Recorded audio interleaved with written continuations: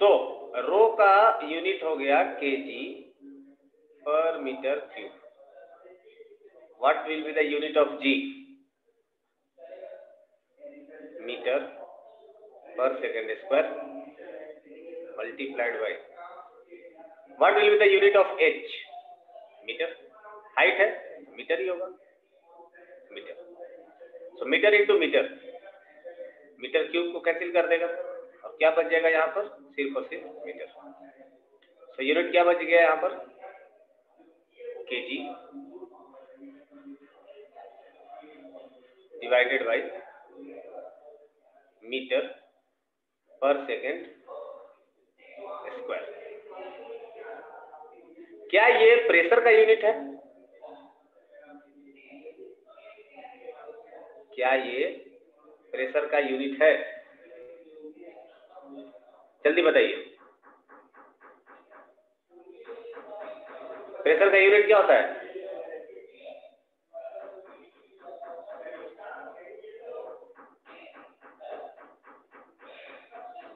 Pressure का unit क्या होता है?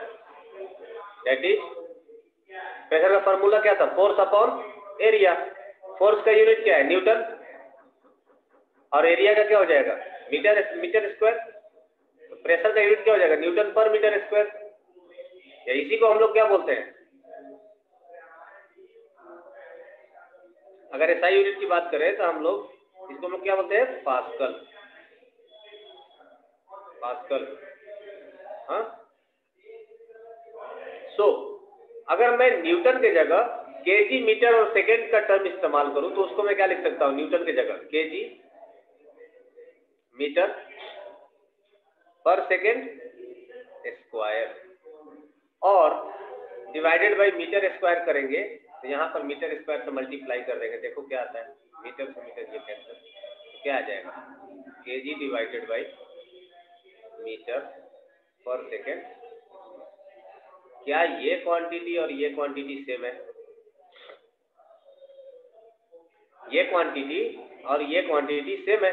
इसका मतलब कि जो हमने फॉर्मूला लिखा है रो जी एच, ये वाकई में हमें प्रेशर ही बताता है.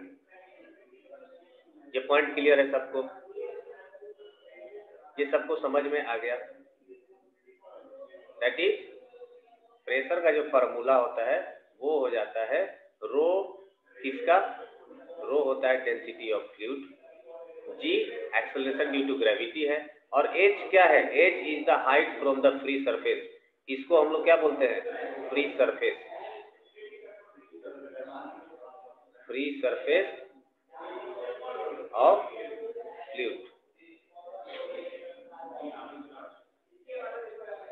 ठीक है. चलिए एक एग्जांपल करते हैं.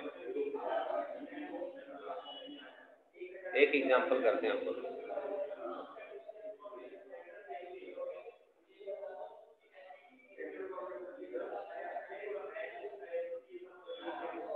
ये है एग्जांपल.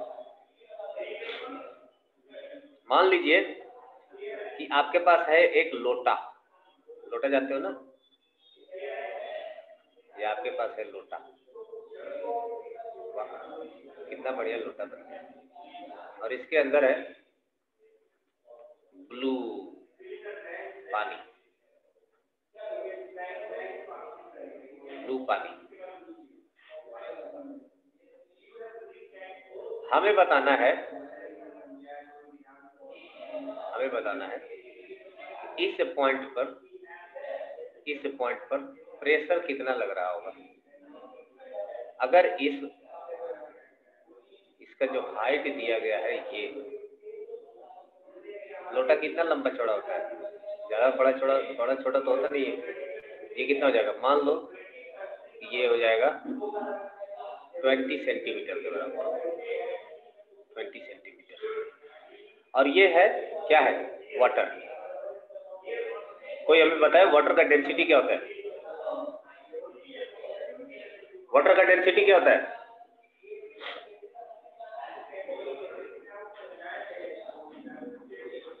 बताया क्या तुम लोगों को?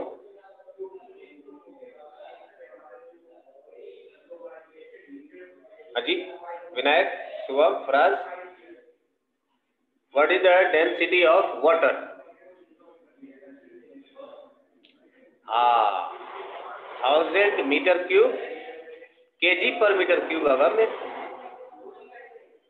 हाँ, very good, per metre cube. So given है ये आपका रो ऑफ वाटर, ये आपको दिया गया है 1000 केजी पर मीटर क्यूब। बहुत नेट का इस्तेमाल करते हो भाई साहब। तो फाइंड पी, प्रेशर बताइए फटाफट, जल्दी से सॉल्व करिए, मुझे आंसर बताइए। अगर ये चीज समझ में आ गया तो ये चीज समझ में आ जाएगा।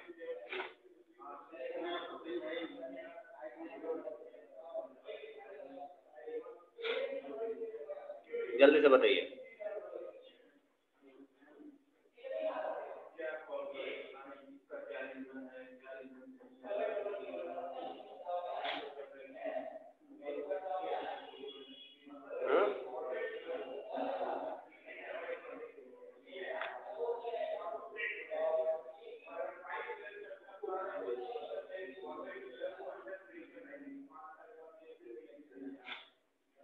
बोलो बोलो।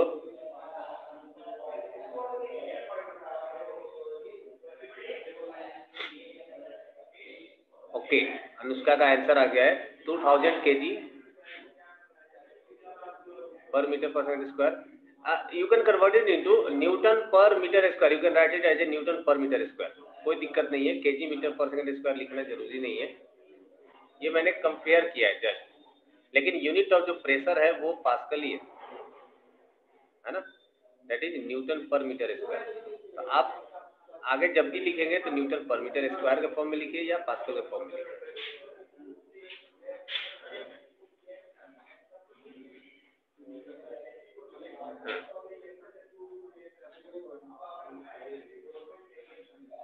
चलिए आंसर इसका फाइंड आउट करते हैं।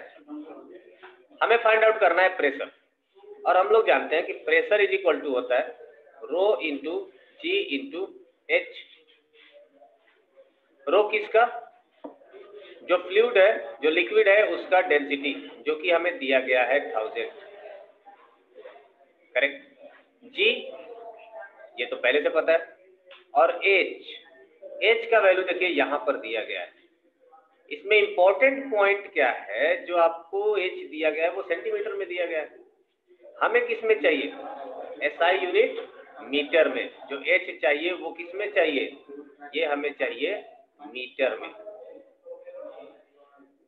है ना। यहाँ पर दिया गया सेंटीमीटर में, तो हमें क्या करना पड़ेगा? इसको कन्वर्ट करना पड़ेगा मीटर में। तो चलिए लगा लो दम। 1000 इंटू जी का वैल्यू 10, एच का वैल्यू 20, सेंटीमीटर दिया गया है तो इसको मीटर में बदलने के लिए क्या करें? 100 से डिवाइड कर देते हैं और इतना हो जाएगा मीटर। काट कूट कर लेते हैं, दो दो कैंसिल, कितना आ गया? 2000 newton per metre square. This will be the pressure at the bottom of the jar. Okay, इसमें इंपॉर्टेंट क्या था, आपको ध्यान कहाँ देना था? देखिए ये जो मैंने लोटा बनाया है, ये लोटे का साइज देखो ऐसा टिमका जैसा है। लोटे के साइज पर ये डिपेंड नहीं करता है कि इस पॉइंट पर प्रेशर क्या होगा। It will all depends upon the height, ठीक है। ये फ्री सरफेस है, इसका हाइट क्या है इस बात पर ये डिपेंड करेगा कि प्रेशर क्या होगा। मान लीजिए कि अगर हमसे यूनिट बहुत इंपॉर्टेंट है, यस अनुष्का बहुत इंपॉर्टेंट है। चलिए अब एक क्वेश्चन और पूछते हैं। ये 20 सेंटीमीटर था, मान लीजिए इस लोटे का आधा, ये हाइट पर अगर यहां से मैं पूछूं बताइए ये 10 सेंटीमीटर पर इसका प्रेशर क्या होगा? What will be the pressure at 10 centimetre? बताइए क्या होगा pressure? This is point B, बताइए प्रेशर एट पॉइंट बी क्या होगा? 1000। यस अनुष्का, बाकी लोग सो गए? आयुष हाँ तो बोलो ना। Good, very good.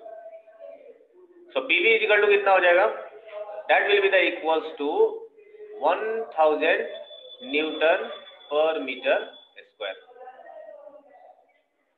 क्लियर? अच्छा, ये पॉइंट का हो गया। मैं बोलूं कि जस्ट इसके बगल में, मतलब ये एक हॉरिजॉन्टल लाइन मैं यहाँ पे ड्रॉ कर रहा हूँ, ये हॉरिजॉन्टल लाइन ड्रॉ कर रहा हूँ। बताइए इस पॉइंट पर, इस पॉइंट पर, इस पॉइंट पर, इस पॉइंट पर, इस पॉइंट पर, ये सब जगह प्रेशर कितना होगा? क्या सब जगह प्रेशर अलग अलग होगा? सेम होगा। क्यों? क्योंकि इसका फ्री सरफेस से हाइट सबका सेम होगा। तो मैं कह सकता हूं, मैं ये कह सकता हूं कि इस फ्री सरफेस के पैरेलल जितना भी मैं ये लाइन ड्रॉ करूंगा, इन सारे लाइन पर, इन सारे हॉरिजॉन्टल लाइन पर जो प्रेशर होगा वो कांस्टेंट होगा। क्या ये क्लियर है? ये जितने भी लाइन मैंने ड्रॉ किया है 1 2 3 4 5, ये सारे एक लाइन पर है। इस लाइन पर जितने भी पॉइंट है, इस हर पॉइंट पर प्रेशर क्या होगा? सेम होगा। इस लाइन पर लाई करने वाला हर एक पॉइंट पर प्रेशर क्या होगा? सेम होगा। ठीक है? तो इस तरह के लाइन को हम लोग क्या बोलते हैं? ये जो लाइन है इसका एक नाम दिया गया है जिसको बोलते हैं इक्वी प्रेशर। इक्वी मतलब इक्वल, प्रेशर मतलब प्रेशर। इक्वी प्रेशर लाइन, एक नया वर्ड इंट्रोड्यूस कर रहा हूं, इक्वी प्रेशर लाइन। बात समझ में आ गई ना? इक्वी प्रेशर किसको बोलेंगे? ये वैसा लाइन है जिस पर हर एक पॉइंट, इस पर लाई करने वाला हर एक पॉइंट पर जो प्रेशर होगा वो सेम होगा। Yes I use, very good. It is defined as,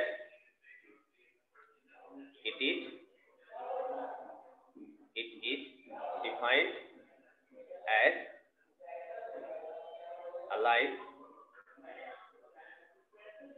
as an imaginary line। Actual में तो ये होता नहीं है, हम लोग क्या करते हैं? इमेजिन कर लेते हैं। an imaginary line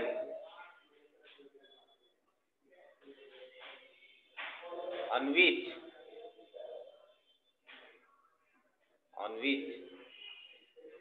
pressure due to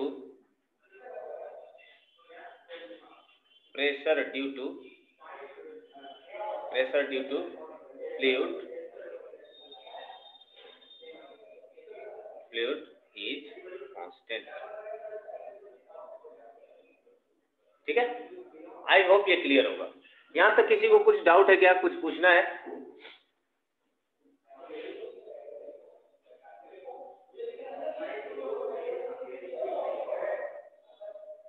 कोई डाउट नहीं? चलिए आगे बढ़ते हैं, फिर नेक्स्ट स्लाइड पर जाते हैं।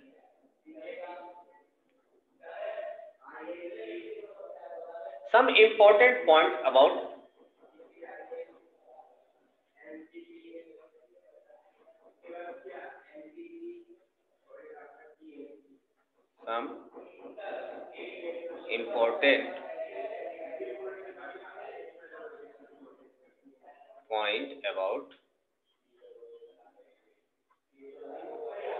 pressure due to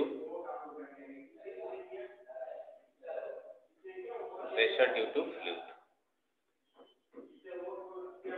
ये सब आप लोग लिखते जाइएगा, जरूरत होगा या जैसे भी करना है।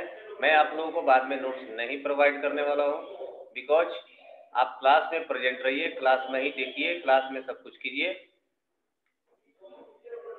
बाद वाला कार्यक्रम नहीं है ना।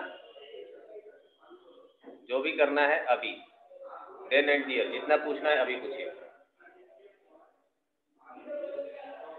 अनुष्का नहीं, ऐसा कोई दिक्कत नहीं है, आप लिख सकते हो that on equipressure line pressure is equal at each and every point due to its equal height from the free surface, due to the equal height of each and every point from the free surface। सही बात है, कोई दिक्कत नहीं। चलिए, तो ये हम लोग लिखते हैं। सम इंपॉर्टेंट पॉइंट में सबसे पहला पॉइंट होगा क्या?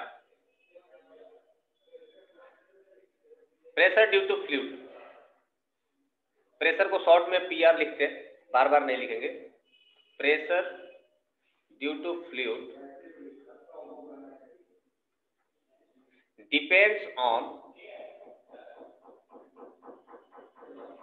depends on following parameters. Depends on following parameters.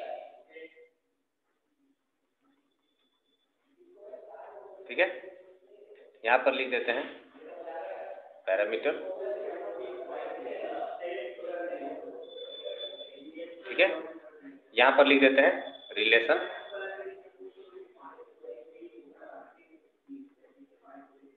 और यहां पर लिख देते हैं रिमार्क्स, कुछ इस तरह से। पैरामीटर में सबसे पहला पैरामीटर होगा density of fluid. Of course हम लोग जानते हैं कि डेंसिटी ऑफ फ्लूइड पर डिपेंड करता है। बताइए, डेंसिटी ऑफ फ्लूइड के साथ प्रेशर का रिलेशन कैसा है? डायरेक्टली प्रोपोर्शनल और इनवर्सली प्रोपोर्शनल? जल्दी बताइए, डायरेक्टली प्रोपोर्शन और inversely proportion?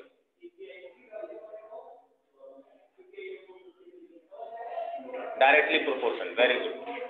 So it will be directly proportion, या शॉर्ट में लिखा जाए तो डीपी लिख लीजिए, बहुत अच्छी आ जाए। डीपी, डीपी मतलब व्हाट्सएप वाला डीपी नहीं, डायरेक्टली प्रोपोर्शन। हाँ, तो रिमार्क्स का मतलब क्या हो जाएगा? If density of fluid increase, density of fluid increase, pressure will also increase, है ना? And if density of fluid decrease, pressure also decrease. ऐसा हो जाएगा। चलिए फिर आता है सेकंड पॉइंट। जनरली हम लोग मानते हैं कि acceleration due to gravity constant है, वो वेरिएबल नहीं होता है, तो उसके बारे में अपन लोग बात नहीं करते हैं, है ना? सेकंड पॉइंट हम लोग बात करते हैं height from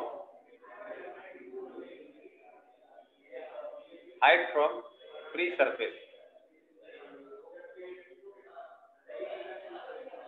height from free surface, ये भी क्या हो जाएगा? Directly proportion, that is DP. और ये एच का वैल्यू इंक्रीज होगा, प्रेशर का वैल्यू इंक्रीज होगा, एच का वैल्यू डिक्रीज होगा तो प्रेशर का वैल्यू भी डिक्रीज हो जाएगा। Third,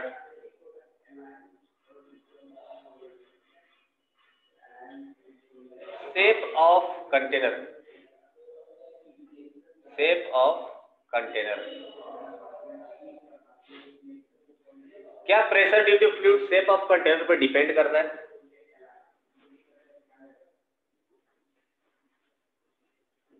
no. So it will be, it has no relation, it is nothing. Remarks में क्या लिख देंगे?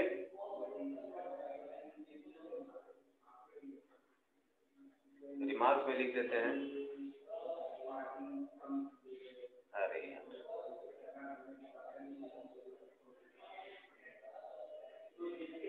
रिमार्क्स में लिख देते हैं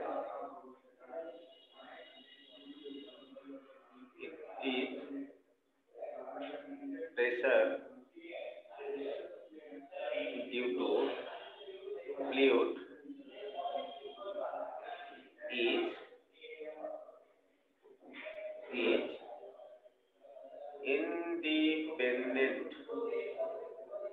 is independent of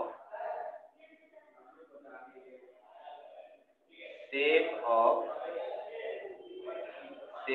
of container in which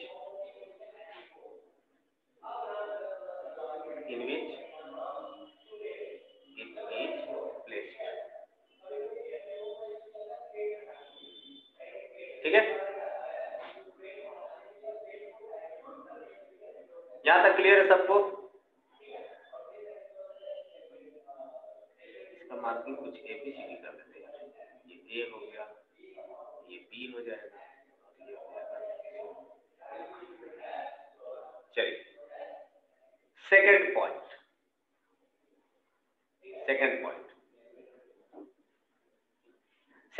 बहुत इंपॉर्टेंट है। देखिए सेकंड पॉइंट बहुत इंपॉर्टेंट है, ये ध्यान से समझिएगा।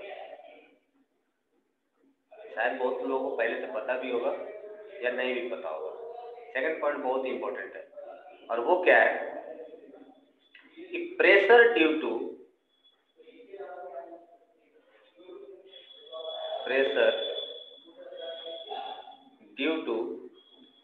Fluid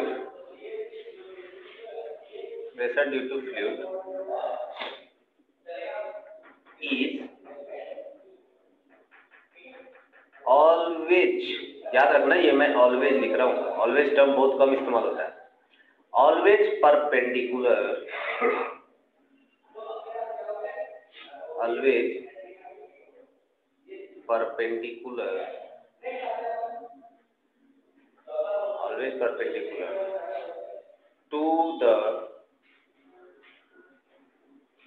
to the contact surface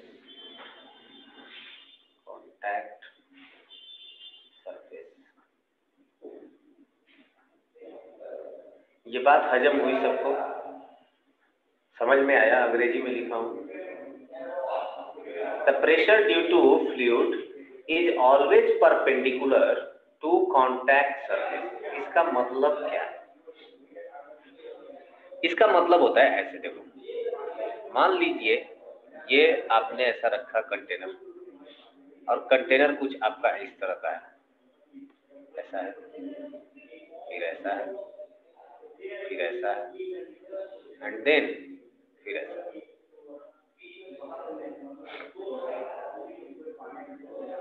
ये हमारा हो गया कंटेनर, और इसके अंदर भर देते हैं हम लोग ब्लू पानी। ये हो गया वाटर।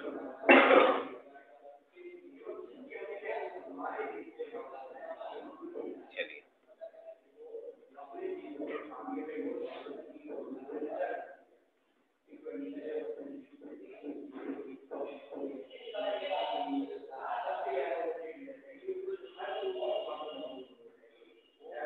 ये हो गया वाटर। अब देखिए ये सब मैं कुछ पॉइंट्स ड्रॉ कर रहा हूं, जैसे ये पॉइंट है, इस पॉइंट पर जो सरफेस इन कांटेक्ट है वो कौन कौन सा है? ये सरफेस है ना, और इधर पानी है, ये साइड में पानी है। तो हमने क्या बताया कि that pressure due to fluid is always perpendicular to the contact surface. Surface ये है, ओके। तो इसके परपेंडिकुलर क्या हो जाएगा? ऐसा, यही होगा ना इसके परपेंडिकुलर। इसका मतलब प्रेशर ड्यू टू फ्लूइड जो होगा यहाँ पर इसके परपेंडिकुलर होगा। सिमिलरली अगर मैं इस पॉइंट की बात करूं तो इसके परपेंडिकुलर ऐसा बनेगा। डायरेक्शन ऑफ प्रेशर किधर हो जाएगा? इधर की तरफ। इस पॉइंट पर भी जो प्रेशर बनेगा वो कैसा बनेगा? ऐसा। इस पॉइंट पर भी प्रेशर बनेगा वो कैसा बनेगा? इस पॉइंट पर प्रेशर कैसे बनेगा? ऐसे, वर्टिकल। तो जो भी सरफेस इन कांटेक्ट है उसके परपेंडिकुलर डायरेक्शन में हमेशा ये प्रेशर लगेगा। देखो ये ऐसा ही बनेगा इन सारे सरफेस पर इसके परपेंडिकुलर लगेगा। क्या ये क्लियर है सबको? इसमें किसी को डाउट है? कुछ नहीं समझ में आया तो बताइए। जो भी सरफेस इसके कांटेक्ट में आएगा उस पर जो प्रेशर लगेगा इस पर हमेशा वो परपेंडिकुलर ही लगेगा। मान लीजिए ये भी कोई एक सरफेस लेते हैं, कुछ ऐसा इस शेप का, ऐसा कोई मैंने सरफेस ले लिया, तो इसके ऊपर जो प्रेशर का डायरेक्शन होगा हर एक पॉइंट पर, जैसे देखो इस पॉइंट की प्रेशर की बात करूं तो ये ऐसे लगेगा, है ना। आप लोगों को पता है ना सर्कल का रूल? अगर ये कर्व है तो कर्व के जिस पॉइंट पर आपको नॉर्मल ड्रॉ करना है, क्या करना है? उस पॉइंट पर आप टेंजेंट ड्रॉ करिए, then this will be the perpendicular to that tangent will be. ये पता है क्या आप लोगों को? ये है टेंजेंट, तो तो ये हो जाएगा नॉर्मल।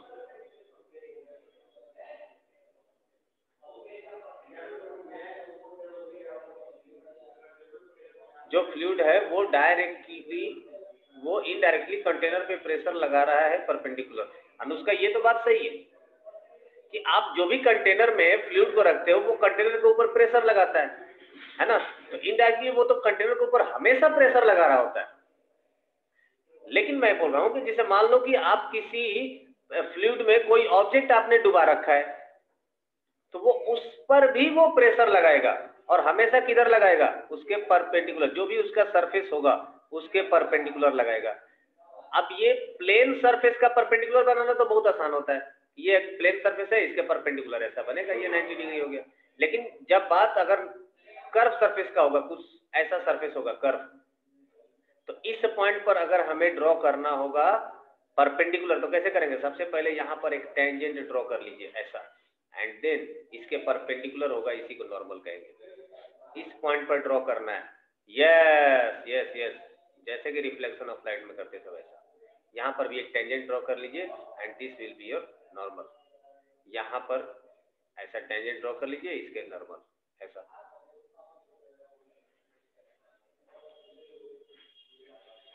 ठीक है, तो ये जो मैंने इसमें डब्बा जो डुबाया है, यहाँ पर अगर मुझे परपेंडिकुलर ड्रॉ करना होगा तो क्या करेंगे, एक ऐसे पर टेंजेंट ड्रॉ करेंगे, फिर इसके नॉर्मल। अगर मुझे इस पॉइंट पर ड्रॉ करना है तो क्या करेंगे, यहाँ पर एक टेंजेंट ड्रॉ करेंगे और इसके नॉर्मल। ये होगा direction of pressure. I hope ये क्लियर होगा कि pressure due to fluid is always perpendicular. ये टर्म याद रखना, दिस इज ऑलवेज। ऐसा नहीं कि इसका कोई एक्सेप्शन है, कभी कभी होगा कभी कभी नहीं होगा, ऐसा नहीं है, ये हमेशा होगा। ठीक है, चाहे वो जिस कंटेनर में रखा है उसमें, चाहे फ्लूइड के अंदर कोई डब्बा डाल दिया जाए तो उस पर भी। अभी मान लो ये हवा है, हाँ, ये सब एयर मॉलिक्यूल्स हैं। एयर भी क्या है, एक तरह से फ्लूइड है, हमें दिखता नहीं है पर होता तो जरूर है। और ये है कोई अर्थ का सरफेस, और अर्थ सरफेस पर हम खड़े हैं, यहाँ पर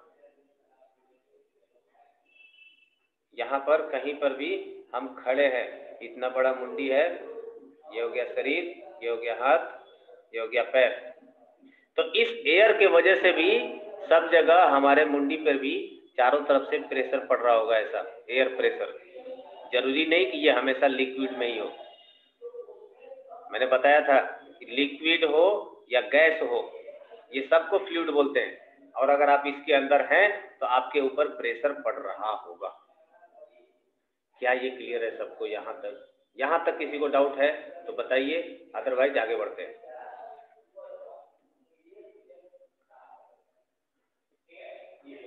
clear, all clear, done. Now come to our new topic. नया टॉपिक स्टार्ट करते हैं, जिसका नाम है आर्किमिडीज।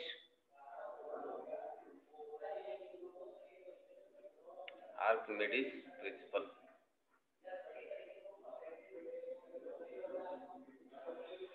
देखो, आर्किमिडीज कोई पढ़े लिखे BSc, MSc, PhD degree holder कोई साइंटिस्ट नहीं थे, है ना। जब इन्होंने इन्वेंशन किया था ना, तब बहुत कुछ ही लोग पढ़ाई करते थे। बेसिकली जो आर्किमिडीज साहब थे, बायोन्सी, यस बायोन्सी, बायोन्सी ही बता रहा हूँ। अगम्य बायोन्सी का खोज आर्किमिडीज ने ही किया था। तो बेसिकली जो आर्किमिडीज थे, ये एक राजा के दरबार में काम करते थे, जस्ट लाइक बीरबल।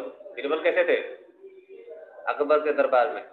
वैसे ही आर्किमिडीज भी एक राजा के दरबार में काम करते थे, और राजा ने एक अपने लिए मुकुट बनाने के लिए बोला था। बोला कि एक मुकुट बना के लेकर के आइए। जिसने भी मुकुट बनाया था वो लेके आया दरबार में।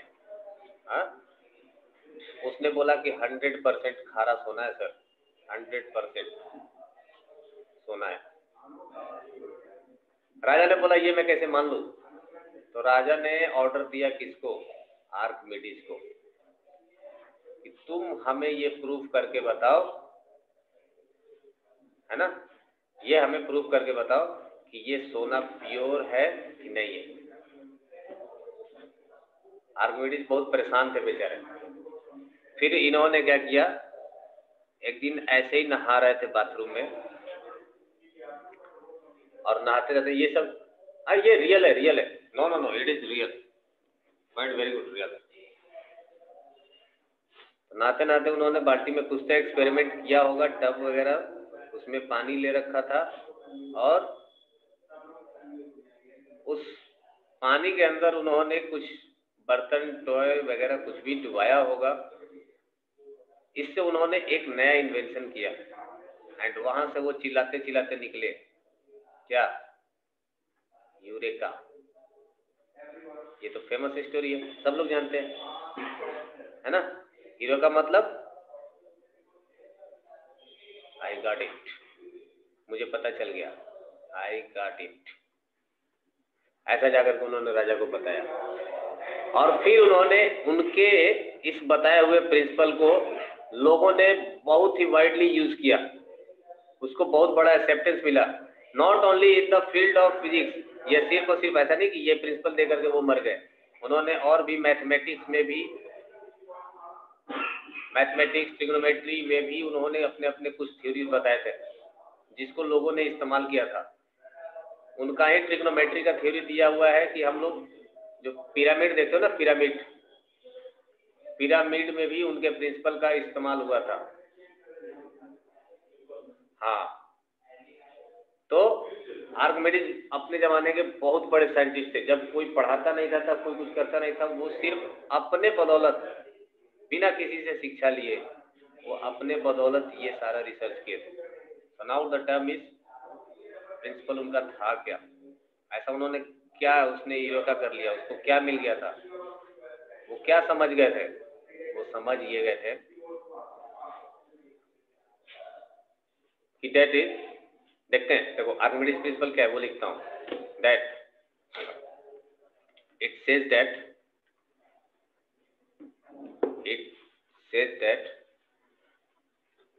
whenever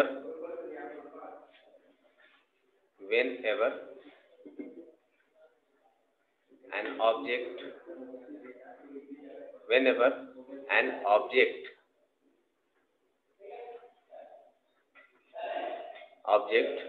whenever an object is submerged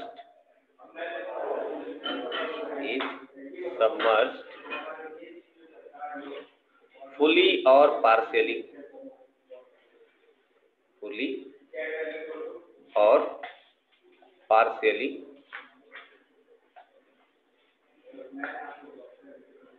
it says that whenever an object is submerged fully or partially, it feels an upward force, and it feels an upward force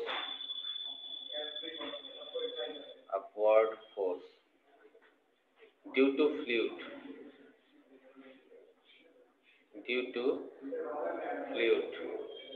is called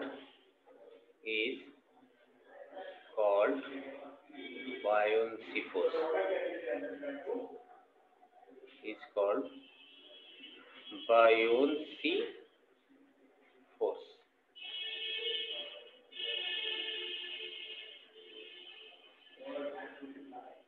ठीक है,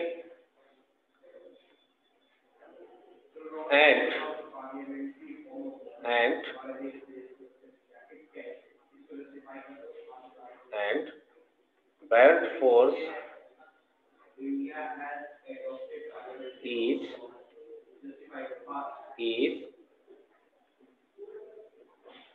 equal to weight of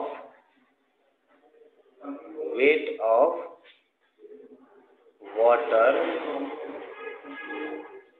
displaced by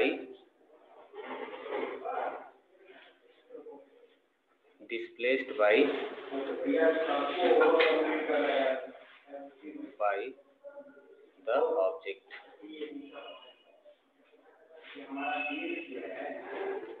ठीक है, तो ये इतनी बड़ी बात कही थी उन्होंने। इसका मतलब क्या हो गया अच्छा, मान लीजिए कि आपके पास ये कोई कंटेनर है, कंटेनर के अंदर पानी भर देते हैं और इस पानी में अगर हम कोई ऑब्जेक्ट को डुबोते हैं, अगर कोई हम ऑब्जेक्ट को डुबो देते हैं इस पानी के अंदर, मान लीजिए हमारा ऑब्जेक्ट कुछ ऐसा है, इसी ऑब्जेक्ट को हम डुबो देते हैं, तो ये ऑब्जेक्ट का जितना भी वॉल्यूम होगा, कभी पानी में डब्बा डुबाया हो गया, इस ऑब्जेक्ट का जितना भी ये वॉल्यूम होगा, ये इतना जगह पानी हट जाएगा, है ना, इतना दूर का पानी क्या हो जाएगा, हट जाएगा। तो ये पानी के हटना मतलब क्या हो जाएगा, ये पानी जितना भी इस जगह से हटा, ये पानी का लेवल कुछ राइज हो जाएगा ऊपर की तरफ। यस, मान लो कि पानी का लेवल जो पहले यहां पर था, अब ये राइज होकर के कुछ ऐसा चला गया, हाँ, इतना लेवल हट गया। इसका मतलब वाटर डिस्प्लेस कितना हो गया, ये इतने हाइट के बराबर, इतना हाइट तक वाटर डिस्प्लेस हो गया। बिल्कुल बिल्कुल बकेट के बाहर आ जाता है। तो मैं सिंपल ऐसा बोल सकता हूं क्या कि ये जितना ये जो ऑब्जेक्ट है, जितना भी ये इस ऑब्जेक्ट का वॉल्यूम होगा, इतना ही वॉल्यूम का वाटर डिस्प्लेस किया गया होगा। मैं लिख सकता हूं क्या यहाँ पर, that volume of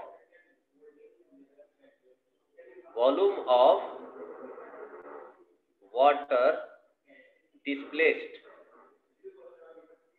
volume of water displaced is equals to volume of object, volume of object।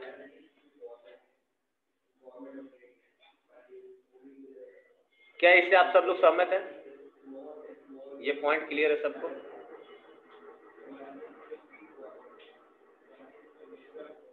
Please से यस और no.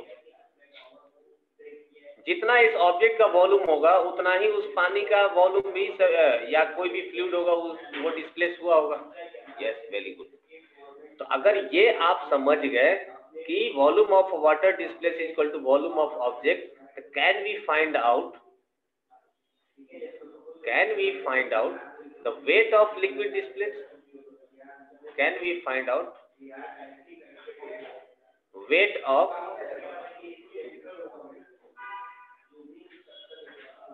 of liquid displaced?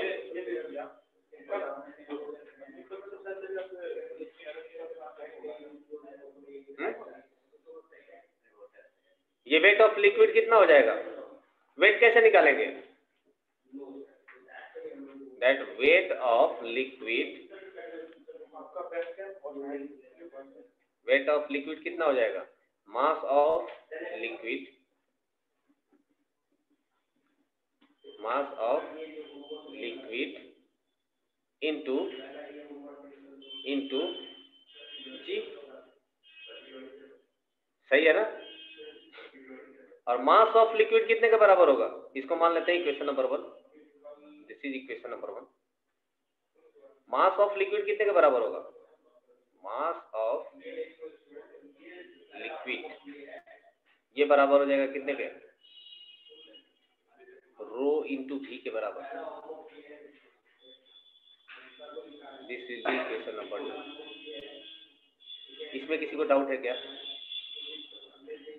Mass of liquid मैंने कैसे निकाला? इससे पहले भी हम लोगों ने कैलकुलेट कर रखा है इसको। रो इज इक्वल टू क्या हो जाता था? Rho is equal to mass upon volume, और इसको अगर वॉल्यूम से मल्टीप्लाई कर देंगे तो क्या हो जाएगा? वॉल्यूम वॉल्यूम कैंसिल, तो क्या बचेगा? मास। तो यही तो हमने किया है। रो इज इक्वल टू हो जाएगा क्या? मास अपॉन वॉल्यूम, और वी क्या हो जाएगा? Volume of water displace. तो मास ऑफ लिक्विड कितना हो जाएगा? रो इंटू वॉल्यूम के बराबर। क्या ये क्लियर है सबको? हाँ जी। Then we can write Buoyant force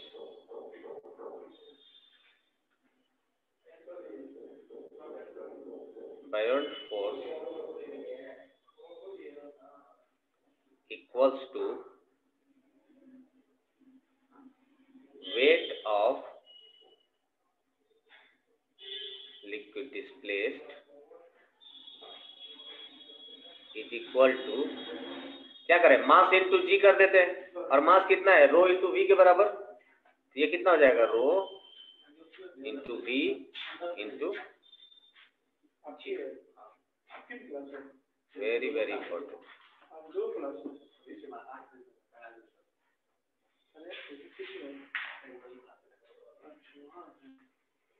very very important.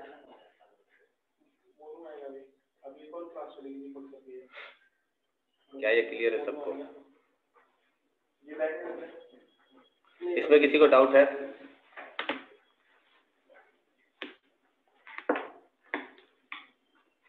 No. तो मैं इधर साइड पे लिख देता हूं दैट बायोट फोर्स को हम लोग शॉर्ट में एब्रिविएट करेंगे एफ बी से, that will be the equal to rho into V into ji.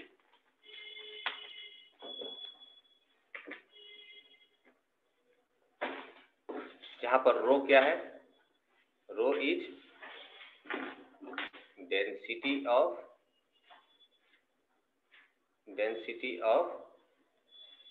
Fluid, unit क्या होगा, केजी पर मीटर क्यूब में होना चाहिए। वी क्या है, वी है यहां पर वॉल्यूम ऑफ ऑब्जेक्ट, और इसका यूनिट क्या होना चाहिए, इसका यूनिट होना चाहिए मीटर क्यूब। एंड जी, ये तो नर्सरी से पढ़ते आ रहे हो, acceleration due to gravity, acceleration due to gravity. ठीक है, देखो मैंने सब कुछ यहां पर लिख दिया, रो क्या है, वी क्या है, जी क्या है, ये सब कुछ मैंने लिख दिया। शुभम क्लियर है क्या ये? Yes sir. Okay, now what will be the direction of Biot force? ये जो मैंने बायोट फोर्स बनाया है, जो हम लोगों ने फार्मूला डिराइव किया, इसका डायरेक्शन किधर होगा? क्या लिखा गया है इसमें, सबमर्ज फुली और partially it feels and upward force. Upward force का मतलब किधर है, अगर ये सबमर्ज है तो इस पर जो डायरेक्शन ऑफ फोर्स होगा बायोट फोर्स का, ये किधर होगा, ऊपर की तरफ, that will be the totally upward, है ना, ये होगा, this will be the direction of Biot force. अच्छा, इसका वेट का डायरेक्शन किधर होता है? मान लीजिए कि ये एक ऑब्जेक्ट है, ये एक ऑब्जेक्ट है, तो इस ऑब्जेक्ट का वेट का डायरेक्शन किधर होगा, डाउनवर्ड डायरेक्शन में, नीचे की तरफ, mg होगा ना, हाँ या ना भाई बोलो? हाँ, टुवर्ड्स द अर्थ को, या बोल सकते हैं डाउनवर्ड डायरेक्शन में। अब बताइए कि अगर इस ऑब्जेक्ट को डुबाना होगा तो mg बड़ा होना चाहिए कि fb?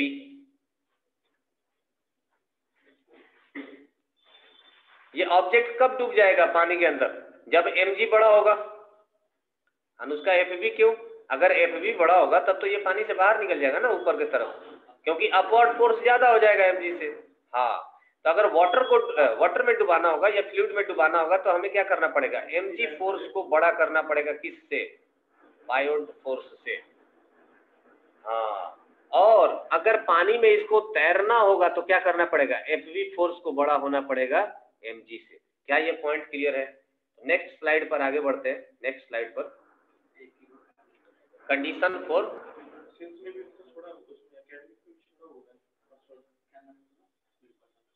कंडीशन फॉर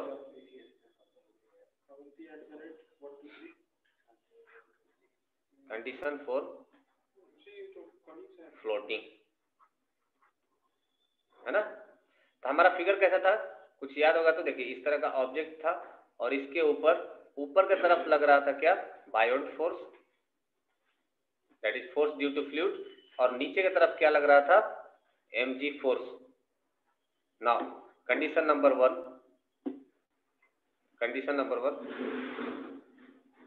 बिल्कुल शुभम, इसी प्रिंसिपल पर सारे सबमरीन्स, बोट, ये सब कुछ वर्क करते हैं।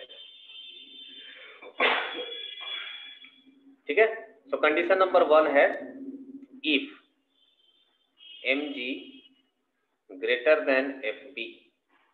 बताइए mg ज्यादा होगा तो क्या होगा? बॉडी सिंक करेगा या फ्लोट करेगा? Sink, so body will sink, object will sink. Second, if fb equals to mg के बराबर हो जाए तो, अगर fb mg के बराबर हो जाएगा तो क्या करेगा? Object will float,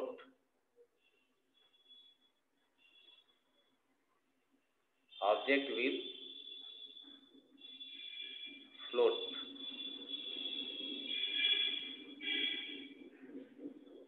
object will float,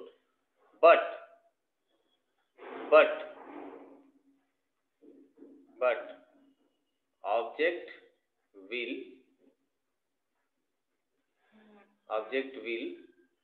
fully submerged, but object will fully submerged।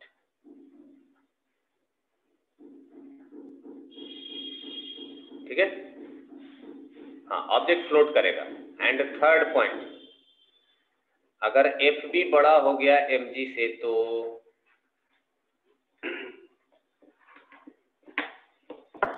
अगर एफ बी ये अपवर्ड फोर्स डाउनवर्ड फोर्स से ज्यादा हो जाएगा तो ऑब्जेक्ट क्या कर जाएगा? फ्लोट करेगा, float, and object will partially submerged, object will partially submerged.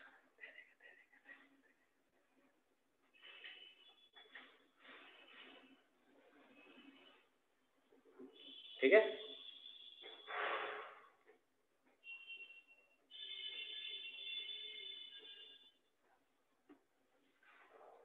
ये बात समझ में आई सबको?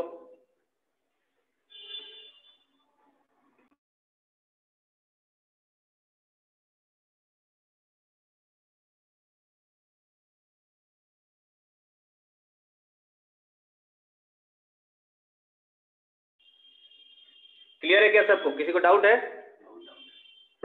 नहीं, ये जो प्रिंसिपल है ना एफ बी, अभी अपने को कैसा नाव चाहिए? फुल्ली सबमर्ज चाहिए या पानी के ऊपर चाहिए? अगर आपको सबमरीन बनाना है तो इतने के बराबर रखना, हाँ? और अगर आपको पानी के ऊपर चलने वाला जहाज चाहिए तो आप ये वाला प्रिंसिपल इस्तेमाल करना। क्या बात कर रहे हो? समझ में आया क्या? सबमरीन जानते हो? सबमरीन देखो, ये पानी के नीचे बोलते हैं ना न्यूक्लियर सबमरीन। सबमरीन कैसा होता है? कैप्सूल जैसा होता है, देखो ऐसा होता है कैप्सूल जैसा, जो कि पानी के नीचे चलता है। तो पानी के नीचे चलता है तो क्या हो जाता है? ये सी बेड है तो सी बेड पर जाकर जब बैठ जाएगा यहाँ पर तो फिर वो चलेगा कैसे? हाँ, उसका हिंदी में पनडुब्बी कहते हैं। वेरी गुड, तो ये है पनडुब्बी, हाँ? और ये है इंडिया, इंडिया का पनडुब्बी है ये पानी के नीचे। और अगर ये फ्लोट कर रहा है तो यहाँ पर क्या हो जाएगा? इस केस में F B is equal to M G रखना पड़ेगा। और अगर आपको बोट बनाना है, मतलब आधा पानी में और आधा पानी के ऊपर, आधा पानी में और आधा पानी के ऊपर, इस तरह का बोट के केस में हमारे पास क्या होना चाहिए? Case number 3। यहाँ पर हमें कौन लगाना पड़ेगा? केस नंबर 3, जो कि आधा डूबा रहे और आधा पानी के बाहर रहे। तो फ्लोट तो जरूर करेगा लेकिन that will be the partially submerged. Done done done done done done done, खत्म। तो ये हो गया Archimedes principle, that are the condition for floating. हालांकि ये आपके एनसीईआरटी में नहीं दिया हुआ होगा, फिर भी मैंने आपको बता दिया है। नेक्स्ट पॉइंट पर आते हैं। एक टर्म इस्तेमाल किया गया है एनसीईआरटी में जिसको हम लोग बोलते हैं रिलेटिव डेंसिटी। एक वर्ड है, खत्म हो गया, रिलेटिव डेंसिटी, रिलेटिव डेंसिटी इसको बोलते हैं द रेशियो ऑफ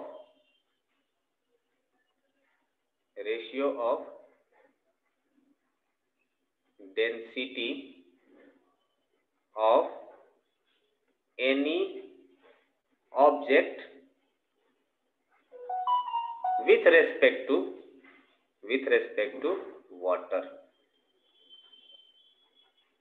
है ना। तो हम लोग क्या बोलेंगे, इसको शॉर्ट में बोलते हैं आरडी, आरडीएक्स नहीं आरडी, और आरडी इज इक्वल टू क्या हो जाएगा, rho of object divided by rho of water. Done, ये फॉर्मूला याद रखिएगा, और इसी को हम लोग बोलते हैं रिलेटिव डेंसिटी। एक छोटा सा एग्जांपल भी करा देते हैं। रिलेटिव डेंसिटी ऑफ मरकरी कितना होगा, ये हो जाएगा 13,600 डिवाइडेड बाई 1000, ये वाटर का होगा। 2 शून्य से 2 शून्य कैंसिल हो गया, और 136 को 10 से डिवाइड करें तो कितना हो जाएगा, 13.6। अच्छा, इंपॉर्टेंट, रिलेटिव डेंसिटी का कोई यूनिट होता नहीं है, इज यूनिटलेस। ये सिर्फ और सिर्फ एक नंबर है, हाँ, इसका कोई यूनिट नहीं होता है। तो रो का भी जो यूनिट होगा, इस रो का जो यूनिट होगा, दोनों दूसरे को कैंसिल आउट कर देंगे, कट कूट के खत्म, मर जाएंगे। तो यहाँ पर होता है आपका चैप्टर का द इंड। उसका क्या डाउट है सर, बट एक कील को पानी में डालेंगे तो वो डूब जाएगा, बट नाव तो बहुत सारे नेल होते हैं। हाँ देखो, ये तो बहुत पुराना क्वेश्चन है। आप लोगों को पता है कि ये जो नेल होता है, इस नेल के वजह से इसका जो वॉल्यूम जो होता है, ये वॉल्यूम बहुत कम होता है। That volume is quite lesser than, क्या बोल सकते हो, वॉल्यूम नहीं, आप सिंपल कंपेयर कर लो। इसका जो मास होगा that will be the greater then mass of water displace. हमें इससे मतलब नहीं है कि इसका मास कितना है, या नेल का मास कितना है, नाव का मास कितना, उससे फर्क नहीं पड़ता है। फर्क इससे पड़ता है कि जो नाव है उसने कितने वाटर को डिस्प्लेस किया, और जो ये नेल है ये कितने वाटर को डिस्प्लेस किया, क्योंकि बायोंट फोर्स डिपेंड करता है कि वेट ऑफ वाटर डिस्प्लेस कितना है। ठीक है, सो चलिए मिलते हैं फिर नेक्स्ट क्लास में, और जो कुछ डाउट होगा वो अपन लोग, नेक्स्ट टाइम काफ़ी ओवर हो गया है, तो और भी कुछ डाउट होगा तो वो नेक्स्ट क्लास में डील कर लेंगे। नेक्स्ट क्लास में न्यू चैप्टर, आपका जो नेक्स्ट चैप्टर है कौन सा है, जल्दी जल्दी नेक्स्ट चैप्टर कौन सा है,